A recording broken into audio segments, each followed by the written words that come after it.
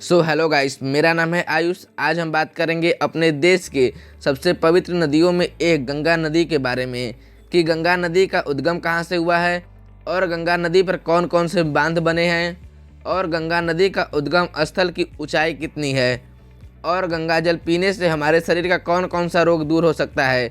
इन्हीं सब के बारे में आज हम इस वीडियो में बात करेंगे, इसलिए आप हमारे साथ शुरू से लेकर अंत तक जरूर बने रहें।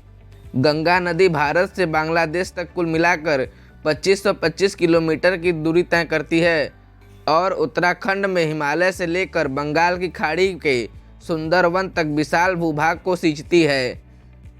भारत में पवित्र नदियों में भी मानी जाती हैं तथा इनकी उपासना माँ तथा देवी के रूप में की जाती है।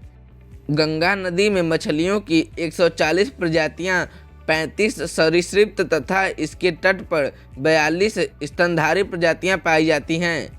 भारत सरकार द्वारा गंगा नदी को भारत का राष्ट्रीय नदी घोषित किया गया है। गंगा नदी की प्रधान शाखा भागीरथी है, जो कुमायूं में हिमालय के गोमुख नामक स्थान पर गंगोत्री हिमनद से निकलती है। गंगा नदी पर निर्मित अनेक बांध हैं, जिनमें से इनका कुछ नाम फरक्का बांध, टिहरी बांध तथा भीमगोड़ा बांध है। गंगा नदी के उद्गम स्थल की ऊंचाई 3140 मीटर है। गंगा प्रयाग में यमुना नदी से संगम होता है, इसे तीर्थराज प्रयाग कहा जाता है। गंगा के तटीय क्षेत्रों में दलदल तथा झीलों के कारण यहाँ लेग्यूम, मिर्च, सरसों, तिल, गन्ना और जूट की अधिक मात्रा में फसल होती है। गंगा के किनारे ही रहकर महर्षि वाल्मीकि ने महाग्रंथ रामायण की रचना की थी। पूरी दुनिया में केवल गंगा नदी ही एकमात्र ऐसी नदी है जिसे माता के नाम से भी पुकारा जाता है। गंगा जल की एक विशेषता यह भी है कि गंगा का पानी कभी सड़ता नहीं है।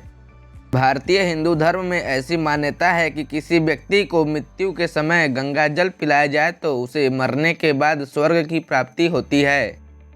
भारत में हिंदू धर्म में हर शुभ कार्य में गंगा जल का उपयोग किया जाता है। अमेरिका को खोजने वाला कोलंबस गंगा की तलाश में भटकते हुए मार्ग खो बैठा था। मैंने अकबरी में लिखा है कि बादशाह अकबर पीने के लिए गंगा जल का ही उपयोग करते थे। जल को वह अमृत कहते थे।